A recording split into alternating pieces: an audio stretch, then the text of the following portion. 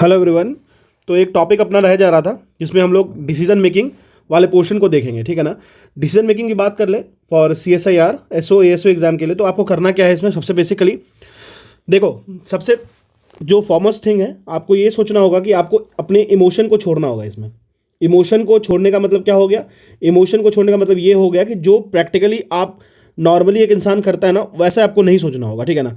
आपको हमेशा कुछ ना कुछ रूल्स एंड रेगुलेशंस को पहले सोचना होगा, उसके बाद इस पर काम करने की बात होगी। तो जैसे कि मान लो मैं आपको एक सिचुएशन देता हूँ कि अगर आप मान लो कि कहीं पे आप किसी एक ऑफिस के हेड हो, ठीक है, आप किसी एक ऑफिस के हेड हो या फिर किसी इन्वेंट्री के हेड हो, मतलब इन्वेंट्री स्टोर है उसके आप हेड हो। आपके पास 4 लोग हैं जो आपकी कंपनी में काम करते हैं। मान लो 4 लोग हैं जो आपकी कंपनी में काम करते हैं। उन चारों लोग को मान लो कि कुछ रिक्वायरमेंट है जो कि आपके इन्वेंट्री में अवेलेबल है, ठीक है, इन्वेंटरी में अवेलेबल है। मान लो कोविड का वक्त चल रहा है, ठीक है, एक सिचुएशन है, इसलिए मान लो बोलना पड़ रहा है बार बार। मान लो कोविड-19 की सिचुएशन है और आपके पास जो चीज़ें हैं जो इन चारों एम्प्लॉयज़ को एक समय में रिक्वायर्ड है, ठीक है। मान low person A, B, C और D, ठीक है। अब हम लोग बात कर लेते हैं किसके किसकी हो गई, A, B, C and D। सबसे पहले ये जान लो कि इस चारों में से एक बंदा वो है जिसको आप बहुत ज़्यादा पसंद करते हो, जो आपके सर्कल में है, मतलब आपके इकोसिस्टम में बिलोंग करता है वो, ठीक है। दूसरा बंदा ये है जो आपसे थोड़ा स्क्वायर रहता है, मतलब आप उससे उतनी अच्छी बातें नहीं करते हो, दूर दूर रहते हो। ये दोनों कॉमन सेगमेंट हो गए मान लो। तो नॉर्मली क्या होगा, ऑफिस में क्या होता है, जो करप्ट बुद्धि के लोग होते हैं, जो डिसीजन को अपने फेवरिटिज्म पे देते हैं, तो वो क्या करेंगे, आसान है, आप समझ लोगे कि मैं तो इसको दे दूंगा, चलो बी को मैं चीज़ों को एलोकेट कर देता हूं, ठीक है। अब बताओ, बी को आपने एलोकेट कर दिया, पहले ही प्री डिसाइड हो गया कि हाँ ठीक है इसको एलोकेशन होगा, ठीक है। मान लो सी आपके पास आता है और सी बोलता है कि सर ऐसी बात है कि वो जो चीज़ें जो रिक्वायरमेंट है ना, वो मुझे ज़्यादा है क्योंकि मेरे फादर इल हैं, ठीक है, फादर मेरे इल हैं, ठीक है। तो आप मुझे बताना कि आप बी को दोगे या सी को दोगे। तो कुछ लोग कहोगे, जो कहेंगे यार सी को ही मैं दूंगा। यहां पे क्या हो जा रहा है, आप अपने इमोशन से काम ले रहे हो। तो जब आप सी को देने की बात कहें ना, तो आप इमोशन हो गए, तो ये भी आपकी डिसीजन मेकिंग को वीक करता है। सेकेंड ऑप्शन में आपने क्या कहा, आपने कहा कि मैं बी को दूंगा, मतलब आपने फेवरेटिज्म को चूज किया, तो यहां भी आपके डिसीजन मेकिंग इफेक्टेड हो गई। डिसीजन मेकिंग जो है ना, वो आपके किसी भी एक्सटर्नल फैक्टर से इफेक्टेड नहीं होना चाहिए। जैसे ये आपको फर्क नहीं पड़ना चाहिए कि सामने वाला कौन है, सामने वाले की रिक्वायरमेंट क्या है, सामने वाला किस तरीके की चीज़ों को डिमांड कर रहा है, ठीक है। तो अब आप क्या करोगे, as an officer you will do, simple चीज़ है कि आप इन चारों के सिचुएशन को एनालाइज किए बिना हुई, जो कंडीशंस आपको मिला है ना, आपके पास एक सीट होगा जिसमें ये सारी चीज़ें मेंशन होगी कि किसको किस तरीके से चीज़ों को एलोकेट करना है। अगर उन कंडीशंस को ये चारों में से कोई एक बंदा जो होगा, कोई भी एक एम्प्लॉय होगा जो फॉलो कर रहा होगा, आप उसको वो चीज़ दोगे।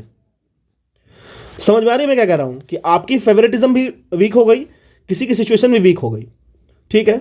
फिर एक कंडीशन आप इस तरीके से रख सकते हो कि जिसको ये एलोकेट होगा उससे बात करो कि इफ़ ही और she agrees to delay it. लेकिन फिर भी मैं आपको बता रहा हूं, डिसीजन मेकिंग वाले सेक्टर में ना ये लागू नहीं होता है, ठीक है। तो आपको ये समझ में आना चाहिए कि किस तरीके से चीज़ों को आपको चूज करना है।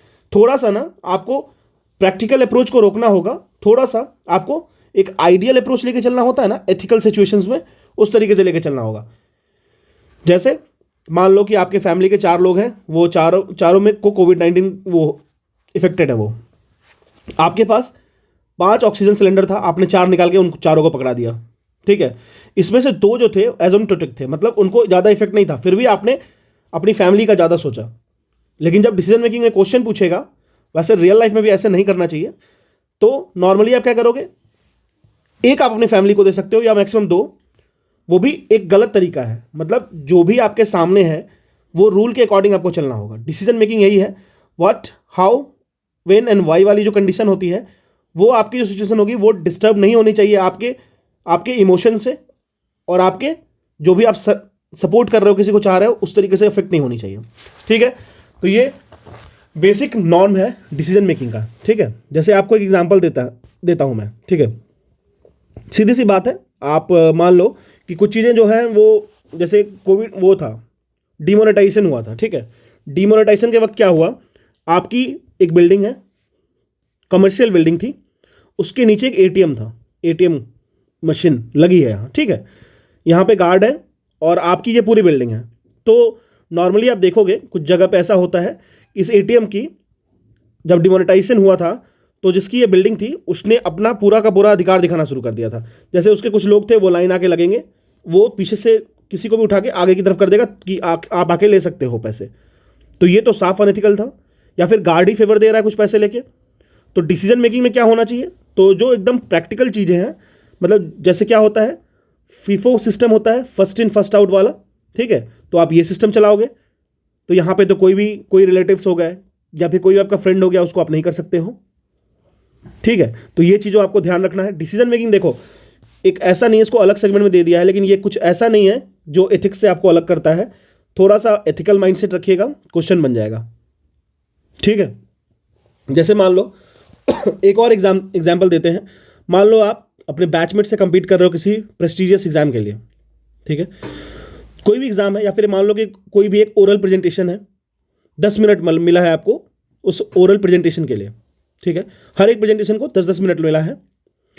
तो आपको कहा गया कि आप टाइम पे फिनिश करोगे इसको, लेकिन आप टाइम पे खत्म कर के आगे आ गए, लेकिन बाद में आपको पता चला कि आपके फ्रेंड को आपसे 2 मिनट एक्स्ट्रा मिल जा रहा है। तो आप क्या करोगे? नॉर्मली हम लोग बोलेंगे अरे कोई बात नहीं है, फ्रेंड है मेरा, कोई फर्क नहीं पड़ता है। ये एक सिचुएशन है, ठीक है, जहां पे नॉर्मल कोई भी इंसान है तो वो यही डिसीजन लेगा, अरे कोई बात नहीं है, 1-2 मिनट चलता है, ही और she is my friend, so it's okay to do that. लेकिन जब आप डिसीजन मेकिंग की बात करोगे तो आप बात करोगे एज एन एडमिनिस्ट्रेटर, एक किस तरीके से डील करोगे।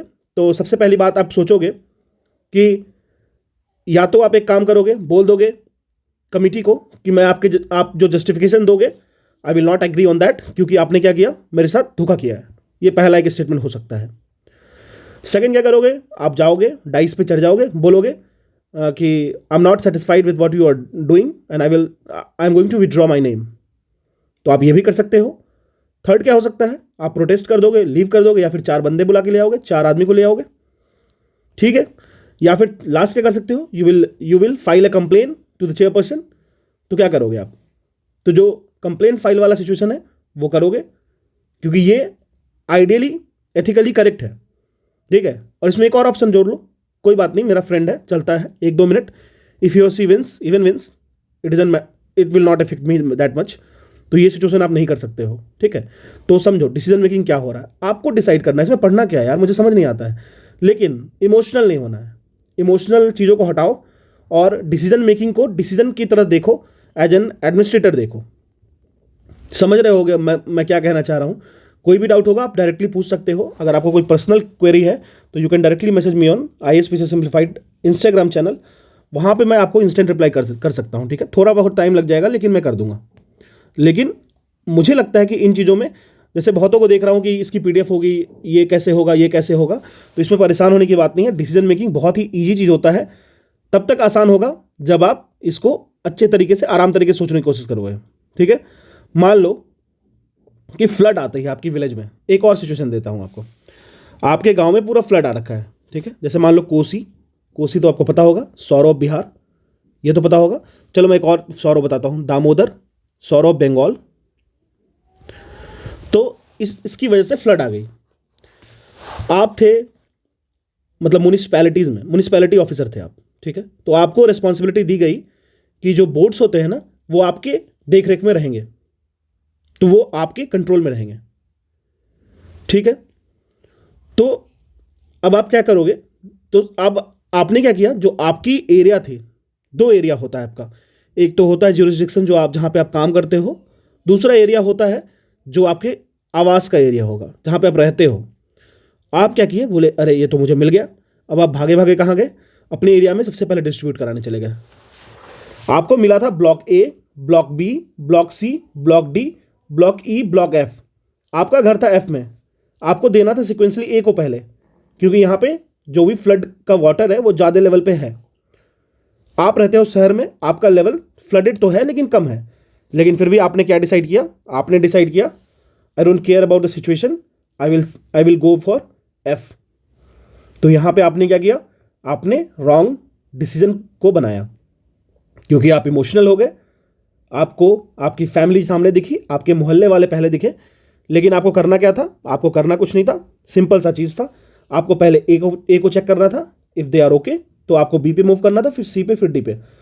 तो मैं अभी फिर से बोल रहा हूँ, जब भी डिसीजन मेकिंग क्वेश्चन आएगा ना, आपको एथिकल वे में अप्रोच लेना है, आपको इमोशनल वे में अप्रोच नहीं लेना है, ठीक है? आप एक क्वेश्चन देखते हो कि फेसबुक, ट्विटर पे या फिर व्हाट्सएप पे कि आपकी मॉम है, आपके ये हैं, इनको सेव करना है, इनको सेव करना है, ये वही चीज़ है, लेकिन आपको ध्यान रखना है कि किस तरीके से इसको डील करना है, ठीक है? डील करने का तरीका मतलब आपको as an officer, as an administrator सोचना होगा, ना कि आपको एक नॉर्मल इंसान की तरह बिहेव करना पड़ेगा, ठीक है? तो ये दो हो गया। अब एक दो एग्जाम्पल और देख लो। वैसे एग्जाम्पल्स तो आप लाखों एग्जाम्पल तो आप खुद बना सकते हो, ठीक है? लाखों एग्जाम्पल तो आप खुद बना सकते हो। अच्छा एक चीज़ बताओ, मान लो आपको एक सिनेरियो है कि आपको एफोर्डेबल हाउसिंग बनानी है सिटी में, ठीक है? मतलब आपकी जो शहर है, मान लो XYZ, कोई एक सिटी है, उसमें क्या करना है? आपको कुछ एफोर्डेबल टाउन्स बनाने हैं, मतलब आपको इस तरीके के टाउन्स बनाने हैं, पूरा टाउन्स का सेटअप करना है, इतना कट करके। जब आप टाउन बनाने गए तो आपसे पूछा गया कि आपकी स्ट्रैटेजी क्या होगी, जिसको आप प्रायोरिटाइज करोगे, आप क्या इशूज़ दे सकते हो? तो आप बोलोगे कि मैं रेंट कंट्रोल पॉलिसीज़ को लाऊंगा, प्राइवेट सेक्टर के पार्टनरशिप को भी इनकरेज करूंगा कि वो एफोर्डेबल हाउसिंग प्रोजेक्ट्स को इसमें आगे ओपन करें, ठीक है? फिर आप इशूज़ को इग्नोर कीजिएगा और ये मान लीजिएगा ये खुद पे खुद रिजॉल्व हो जाएगा। जैसे जैसे सेटलमेंट आएंगी, जैसे जैसे लोग आएंगे, वो खुद से खुद रिजॉल्व कर लेंगे। जैसे मान लो हो सकता था यहाँ पे एक पानी क्राइसिस हो सकता था, वाटर क्राइसिस, फिर भी आप कहोगे नहीं कोई बात नहीं है, अभी तो क्राइसिस नहीं हो रही है, आगे चल के जब होगा तब यहाँ के जो टेनेंट्स होंगे या यहाँ के जो ऑनर्स होंगे वो इसको रिजॉल्व कर लेंगे, ठीक है? या फिर एक ऑप्शन होगा कि आप बहुत ही हाउसिंग को बहुत ही लग्जरी बनाओगे और बहुत ही ज़्यादा इसको लग्जरियस दिखाओगे, पॉज दिखाओगे, ताकि आपकी इनकम्स बढ़े, ठीक है? तो आप यहाँ पे क्या करोगे? सबसे पहली बात है, देखो पहला ऑप्शन मैंने दिया था आपको कि आप रेंट कंट्रोल पॉलिसीज़ को लाओगे, तो मेरी बात ये है कि जो चीज़ें अनफिनिश्ड हैं उसमें रेंट कंट्रोल पॉलिसीज़ की बात नहीं करेंगे हम, ठीक है? आपको कैसे पता कि रेंट ऑलरेडी इसमें बढ़ा हुआ है? हाँ, आप ये कर सकते हो कि एफोर्डेबल हाउसिंग की बात कर सकते हो, आप इनकरेज करो प्राइवेट सेक्टर को और कि वो पार्टनरशिप करे जो भी वहाँ पे बिल्डर्स बिल्ड कर रहे हैं, और इसको एफोर्डेबल हाउसिंग प्रोजेक्ट्स को इसकी एम्बेट में लाने की कोशिश करो, ठीक है? अगर आप कोलैबोरेट करोगे प्राइवेट सेक्टर के साथ तो ये एफोर्डेबल हाउसिंग ऑप्शंस को फुलफिल करेगा, ठीक है? तो ये हो गया। ऐसे बहुत सारे सिचुएशंस होते हैं, डिजास्टर के हो गए, फिर नॉर्मल लाइफ के डे टू डे सिचुएशंस हो गए, है ना? तो ये सब चीज़ें हैं। जैसे मान लो कोविड-19 का वक्त था, कोविड-19 में क्या हुआ कि ऑक्सीजन सप्लाई बहुत कम हो गया, ऑक्सीजन सिलेंडर था वो बहुत ही ज़्यादा रेयर हो गया, तो लोग क्या करने लगे ना कि ऑक्सीजन के सिलेंडर को हाइड करके ब्लैक मार्केट में बेचने लगे। आपको पता होगा यहाँ पे पुरानी दिल्ली में एक कोई खान मार्केट थे, पता नहीं खान कोई थे, उन्होंने क्या किया था कि जितना मुझे याद है तो उन्होंने क्या किया था, एक्चुअली में उनका ये था कि वो थे तो वो चेन के ऑनर्स, मतलब होटल्स थे उनका, तो वो ये सिलेंडर्स बेचने लगे थे छिपा छिपा के, जिनमें उनका देखा गया था कि बहुत ज़्यादा करोड़ों का बिजनेस हुआ था। लेकिन आप सोचो कि अगर आपको ऑफिसर बनाया गया, तो आपको डिजिग्नेट किया गया कि XYZ you need to submit the resolution कि आपको इतने सारे सिलेंडर्स को इतने जगह पे डिस्ट्रीब्यूट करवाना है as per their need, as per their demand, ठीक है? तो आप क्या करोगे? आपको मैं एक और सिचुएशन देता हूँ। मान लो कि public distribution system, PDS system होता है ना, ठीक है? इसमें जो फूड ग्रेन्स को डिस्ट्रीब्यूट किया जाता है, तो सरकार लाई थी एक, आपको पता होगा, PDS के अकॉर्डिंग एक ग्रेन ATM लाई थी, ठीक है? ग्रेन डिस्ट्रीब्यूशन ATM सबसे पहली बार इसको लगाया गया था गुड़गांव में या गुरुग्राम में, ठीक है, हरियाणा में। अब गवर्नमेंट आपको कह रही है कि आप एक इम्प्लीमेंटिंग बॉडी बनो और आप जा करके हर एक रूरल एरिया में, जितना भी रूरल एरियाज़ हैं, वहाँ पे आप ग्रेन बेस्ड ATM को लगाओ। अब वहाँ आते हैं, मान लो ट्राइबल्स हो गए या फिर जो वैसे पॉपुलेशन हो गई जिनको कुछ भी समझ नहीं है, ओल्ड एज पॉपुलेशन है, उनको ATM चलाने नहीं आता है। तो अब आप क्या करोगे? सरकार ने तो कह दिया कि आपको लगाना पड़ेगा, तो ऑप्शन आपके पास है कि मैं ये काम करूँगा, मैं डायरेक्टली जाके उनके ऑर्डर्स को फॉलो करूँगा और इम्प्लीमेंट कर दूँगा। सेकेंड होगा कि मैं आई विल जस्ट रिवर्ट और मैं बात करूँगा अपने गवर्नमेंट के इम्प्लीमेंटिंग एजेंसी से कि ऐसी सी बात है, सिचुएशंस आ रही हैं, या तो इस ATM के पास किसी एक एम्प्लॉयज़ को रखना पड़ेगा, डिस्ट्रीब्यूटर को, या फिर दूसरा ये होगा कि we need to train the even the older ones और इवन द जो नॉन प्रिविलेज वंस हैं उनको समझाना पड़ेगा। इस तरीके से यहाँ निकलता है। कुछ ट्रेनिंग प्रोग्राम्स लाना होगा, ठीक है, जैसे जीविका दीदी को लगवाना होगा। आशा तो नहीं लगेंगी, जीविका दीदी टाइप की कोई सेल्फ हेल्प ग्रुप जो होते हैं वो मदद करेंगे यहाँ पे। तो आप क्या करोगे? हाँ बिल्कुल, आप पूछोगे, आप बताओगे इनको कैसी सिचुएशन हो रही है, तो आपको थोड़ा इस तरीके से जवाब देना पड़ेगा। तो डिसीजन मेकिंग में इतना ही है। डिसीजन मेकिंग में आपको कुछ भी पढ़ने की जरूरत नहीं है। आप सिचुएशंस को पढ़ो, विजुअलाइज करो, एज एन एडमिनिस्ट्रेटर आंसर करो।